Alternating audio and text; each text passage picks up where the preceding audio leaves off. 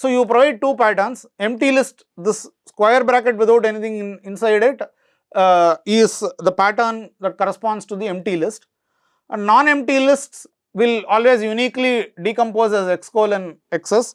So you give that as a pattern, and the pattern implicitly separates head and tail. So you can refer to x and x's on the right hand side in the expression which forms the body of the function. And your empty list will not match the pattern x colon x's, and x colon x's of course obviously non-empty list will obviously not match the empty list pattern. Okay, here is a much more succinct and better way of writing your length function. You say my length empty list is 0, my length of x colon x's is 1 plus my length of x's. Once again, like you did f of n minus 1 etc., you enclosed n minus 1 inside parenthesis to signify that this compound expression is to be treated as one value. Similarly here, you are enclosing x colon x's inside a parenthesis to signify that this complex expression should be treated as a pattern, as a single pattern. Okay. If you write my length of x colon x's, then that would be this would not compile at all, it will complain. It will interpret you as trying to apply the colon operator on two things, and then it will say that it's a big problem because you are trying to apply a function on the left hand side of a definition. Okay, so this is about length, this is about basic pattern matching. Let us look at some more involved programs. So we saw that colon is the way to add an element to the front of a list. So if I have 2, 3, 4 and if I say 1 colon 2, 3, 4, I will get 1, 2, 3, 4.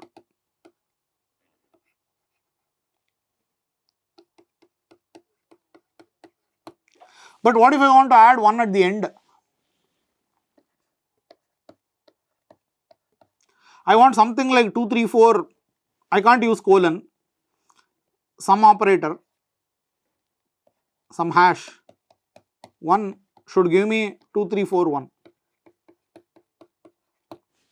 right. But unfortunately here is where you encounter the fact that Haskell lists are singly linked lists.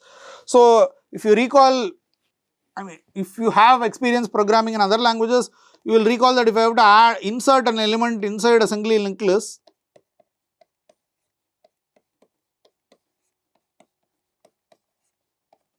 let us say at the very end,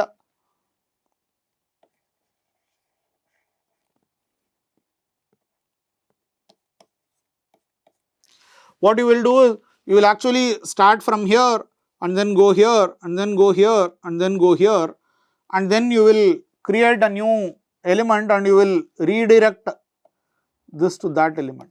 You will create a new node and you will redirect the reference here, this reference to this reference will be redirected to the new node. Okay, this is what you will do in a singly linked list. More or less the same thing has to be done in Haskell. Of course, syntactically it's much better, you don't need to talk about references and following pointers and so on, but still you have to pay the cost of traversing the whole list. Okay, so one entire list traversal.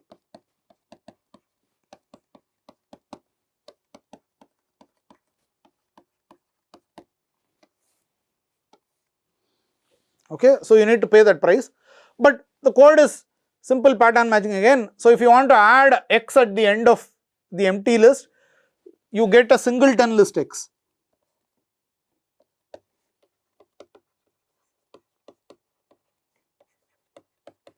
A singleton list is a list that contains a single element, obviously.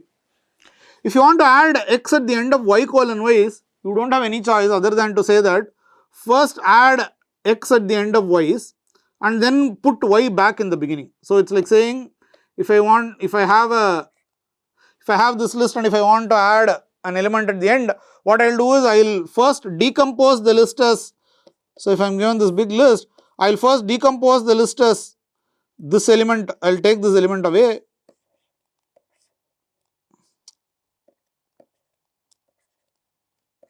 Suppose I have this list.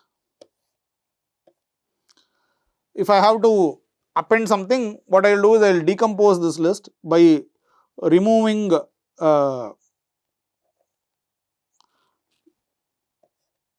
by breaking away the list at this point, and I will go and do, this is a shorter list. So, I can go and add whatever element at the end of this list.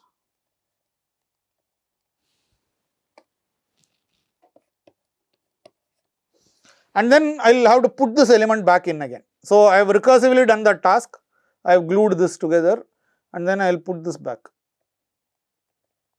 Okay. So, this is what you have to do and that is exactly what is being done. Okay. So, add or append or whatever you want to call it,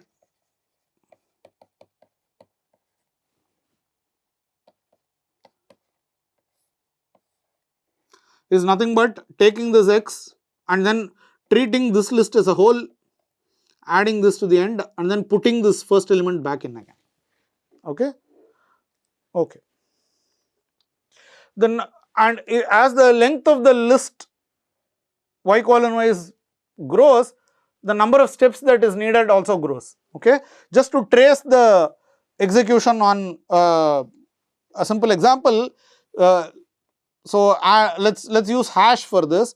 So, if I want to say 2 colon, so let's just use this 234 hash 1 is nothing but 2 followed by 34 hash 1, which is nothing but 2 followed by 3 followed by 4 hash 1,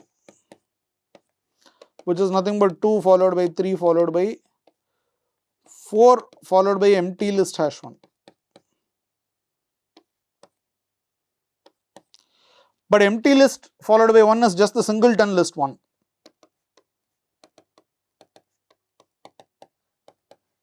And that is equal to 2341. This is how the computation would proceed for appending an element to the end of a list. Okay, here is something else. Instead of attaching one element to the end, I can attach a whole list at the end, right.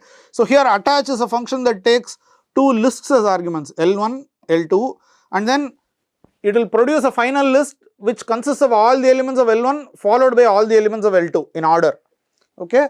And one way to do it is this, that if I want to attach the, now whenever you have a function which has 2 list arguments and then you can either do recursion on the first argument or on the second argument. Sometimes it depends on your function which is better, it depends on the behavior of your function which kind of recursion is better. Let us see both ways and see which is better. Let us first try to do recursion on the second argument.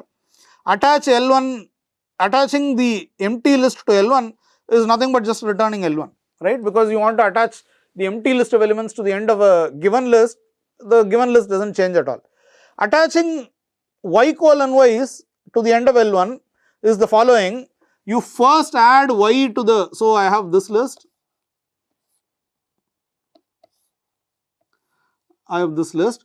So, I first add this to the end of that and then I do attach of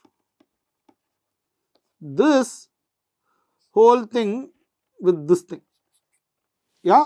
So, that is what attach of L1 followed by y colon y's is nothing but attach of, so it will be better if I use the hash notation. So, attaching y colon y's to L1 is nothing but attaching y's to L1 hash y. Of course, hash is not a standard notation for this append. There is a nice notation, we will come to that in a minute. I am just using it temporarily to write this example cleanly.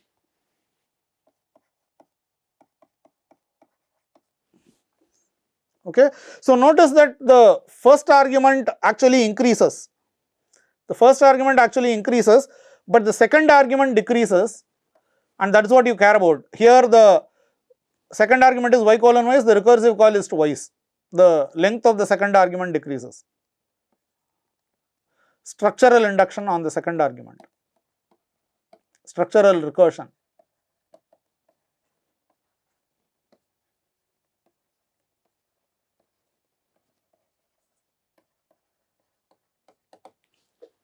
This attach is called plus plus in Haskell, but this is a sort of costly attach because the add at end, remember that if I want to do the hash 234 hash 1 requires 3 steps at least. Now in general,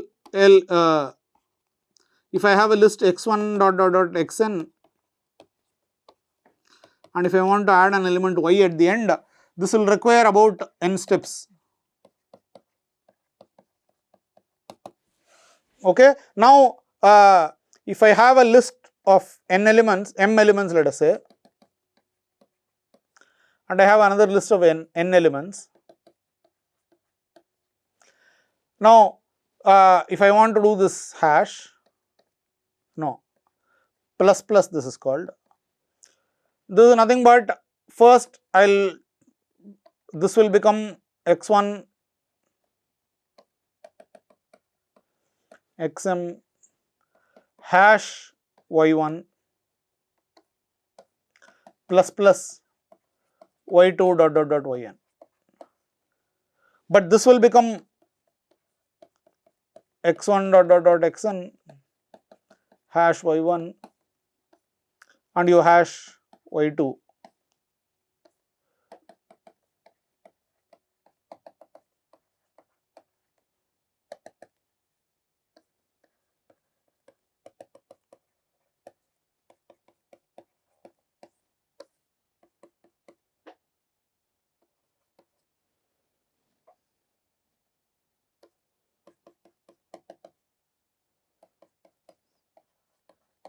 Right, you have to do something like this,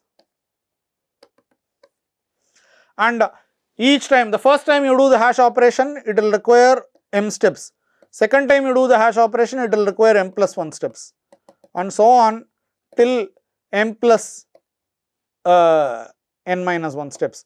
So this is almost like m times n, right? This is of the order of m times n. This is similar to m times n. We will see what this means precisely later. What this means is that the rate of growth of this function is similar to m times n. So that is what I mean by saying that attach L1 L2 requires more than length L1 times length L2 steps. Okay. Therefore, you can do better. How do you do better? Let us try to do the recursion on the first argument,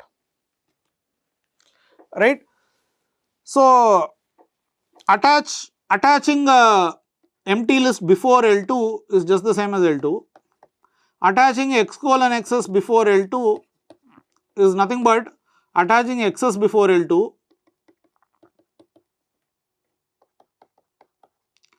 and then putting x before that, right. So you have two lists.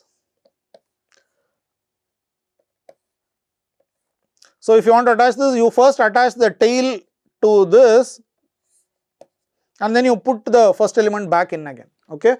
And here you are not paying too much cost because let us compute the number of steps.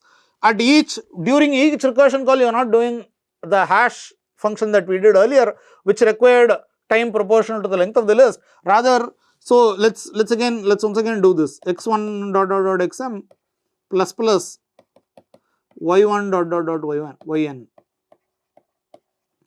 is nothing but x1 followed by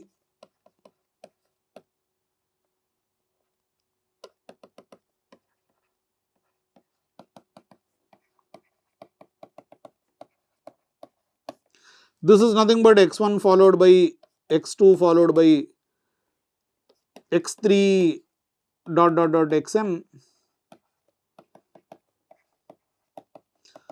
plus plus y1 followed y1 dot dot dot yn, and it goes on like this until you reach some x1 like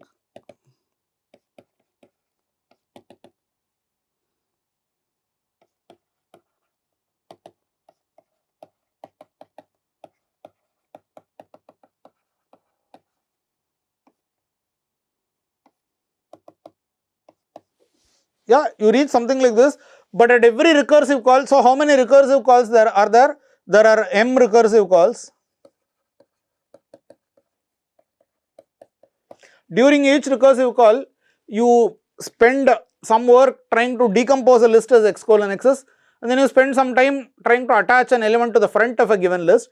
So all this is some constant time operation, some yeah. So overall you will get your number of steps is proportional to m. Okay. So this is the smarter way of doing recursion. So this is a very important thing to remember. Many a time we will see many examples later that if I have two lists, which list do I recurse on? That's a very important question that you need to address before you write a program on lists. Okay, this takes around length of L1 steps. This particular version is called plus plus. That's a function that is defined in the standard library. It's a built-in function. It's of type, for the moment you can think that it's of type list A arrow list A arrow list A. It takes two lists of the same lists, each of those elements is of some type, but they are both the lists have to be of the same type, and then it will return a list whose elements are also of the same type. Okay. So if I have 3, 2, 4 plus plus 5, 7, 6, I will get 3, 2, 4, 5, 7, 6. Okay. So this is, so you can see that things get pretty interesting very soon, right? You have many choices. Some choices are much more costly, some choices are much better. You need to use some intuition and cleverness sometimes.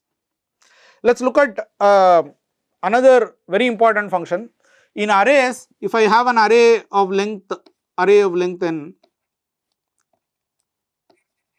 yeah, this is another difference between array and list. Arrays have a fixed length, okay, whereas lists don't have any fixed length. If I have an array of length n, then I say a of I, where I is less than or equal to n, I is less than n, let's say a of I is the ith element of A.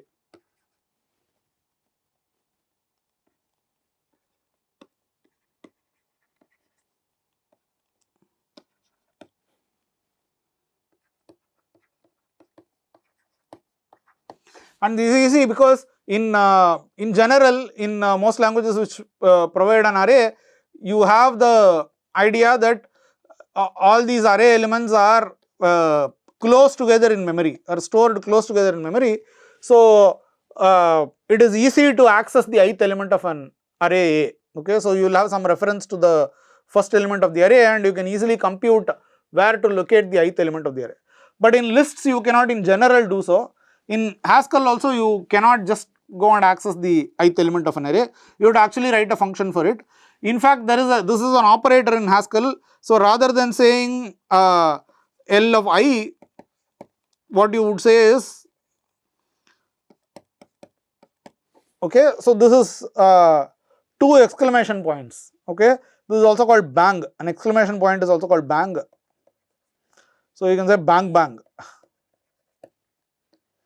So this is L bang bang I. Okay, that will actually produce the ith element of an array, ith element of a list. But even though it is just it's an operator, it is not doing any magic. It is actually that operator actually translates to this function that we have written here called value at position. Okay, so now this value at position is of type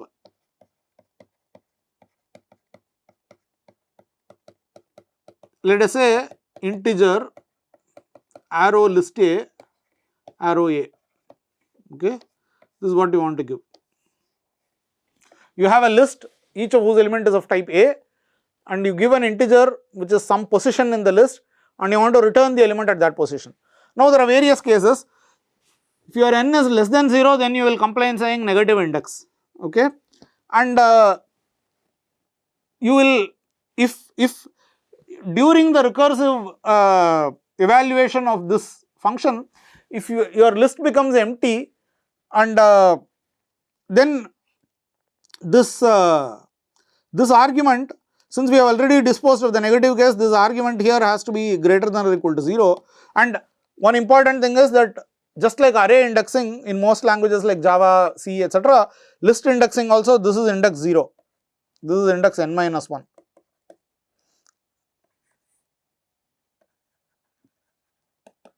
if I have a list of length n, I can do bang bang from 0 to L bang bang 0 to L bang bang n minus 1.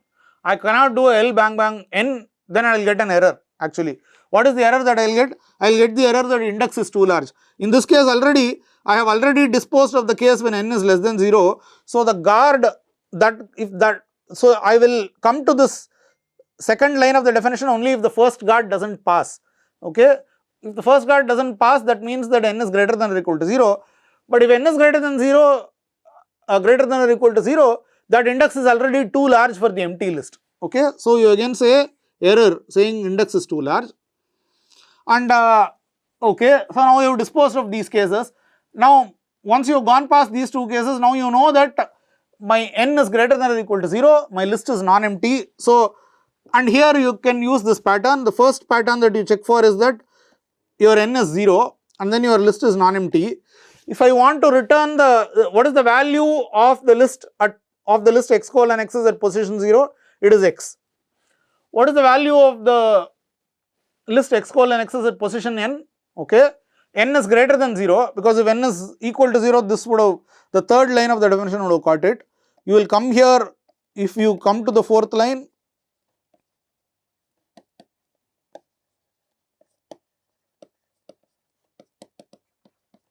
n is greater than 0. Okay, n is greater than 0, your list is x colon x's.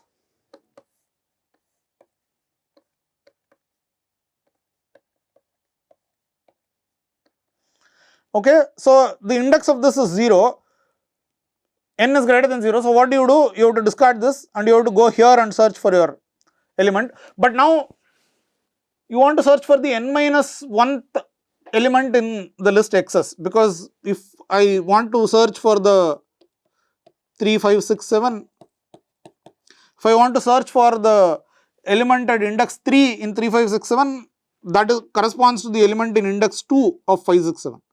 Right. So, that is exactly what I do here. Value at position of n x colon x's is equal to value of position n minus 1 x's. Okay. This is the simple recursive code that I have, and this is just the built-in function bang bang, the built-in operator bang bang. Okay. So, if n is greater than or equal to length of L, we will eventually hit a recursive call where n is greater than or equal to 0 and the list is empty list. So, I will say index is too large. Error prints an error message and aborts, and the output, its output type is whatever type you want it to be. Okay, great. So, so this is another example of a recursive program involving lists.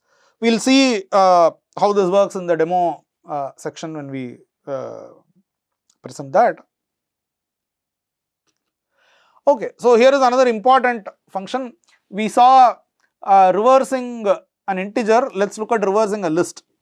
Okay, so I have a list like this. I want to reverse it.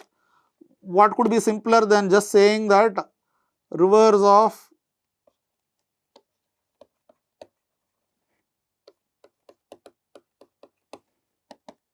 I will reverse this and then put this at the very end, right. So, reverse of x colon x's is reverse of x's plus plus singleton list x. Yeah, recursively reverse the tail, then add head at the end. So, my reverse of empty list is empty list, my reverse of x colon x's is my reverse of x's plus plus singleton list x. Once again, notice that we are calling it my reverse because reverse is a built-in function, part of the standard library. Now, how much time does it take? As it turns out, this takes, you have to use plus plus during each recursive call, after each recursive call. If my original list is x1 dot dot dot xn, then what will I do? I will recursively reverse this and then I will have to put this xn at the end. How much time will it take? Remember that if I want to add an element at the end of another list, it will take time proportional to the length of the first list. So, if I think of Tn as the time required to reverse a list of length n, I have to first reverse the tail, which is reversing a list of length n minus 1, plus I have to spend some n time adding this one element at the end of the list. okay. And if I expand this equation, let's say, so I'll get Tn equals Tn minus 1 plus Tn minus 2 plus n minus 1 plus n, and I can expand Tn minus 2, that will become Tn equals Tn minus 1 plus Tn minus 3 plus n minus 2 plus n minus 1 plus n. It will go on like this. You will end T0 is or T1 or T0 is just 0. So, you will keep on doing this till you reach the case where you hit T0, but then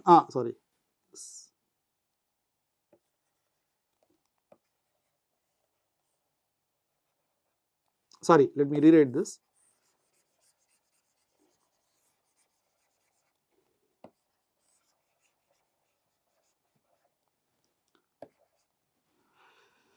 So, this is equal to Tn minus 2 plus n minus 1 plus n. Now, expanding Tn minus 2, this becomes Tn minus 3 plus n minus 2, but then you have to put back those things at the tail, and then this so on till you reach some T0 plus 1 plus 2 plus dot dot dot plus n, which is n into n plus 1 by 2, which is roughly n squared. Okay. So, that is why, so this version of reverse takes time square of the length of the list, whereas, okay, how do you do better? Remember that when we wanted to reverse the digits in an integer, we use this accumulator idea. We can similarly use an accumulator idea. You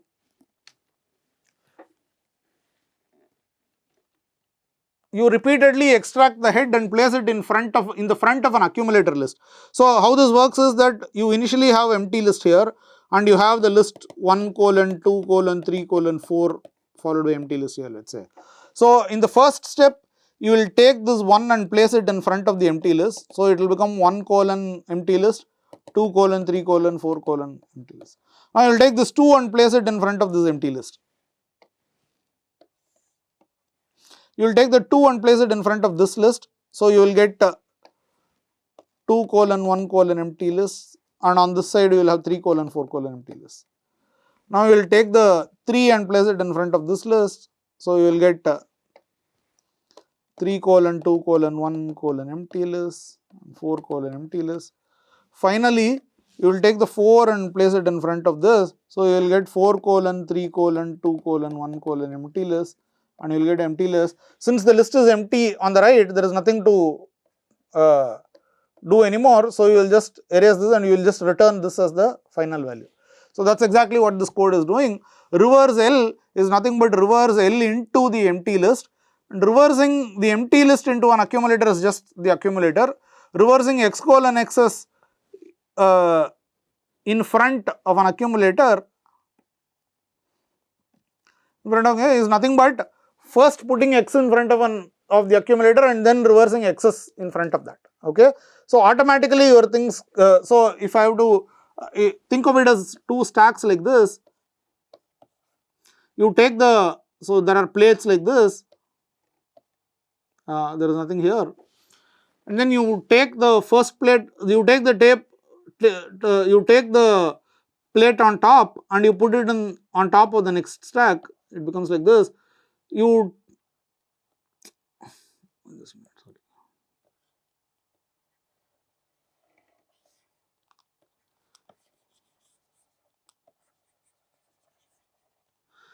have two stacks of plates,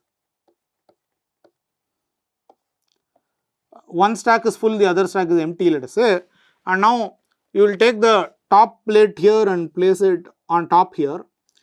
Then you will take the next, after you remove that, this becomes the top, the second plate becomes the top, you will place it on top here.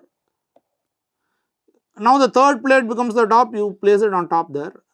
Fourth plate becomes the top, you place it on top there. You see already that all these plates cross. So, in fact, it is exactly reversed. Okay. So, this is the smart reverse and this is what Haskell does. So, we have seen some examples of recursive functions. I shall stop this lecture now and in the next lecture we will see some demo of all these recursive functions on integers that we have seen, but also recursive functions on lists. Thank you.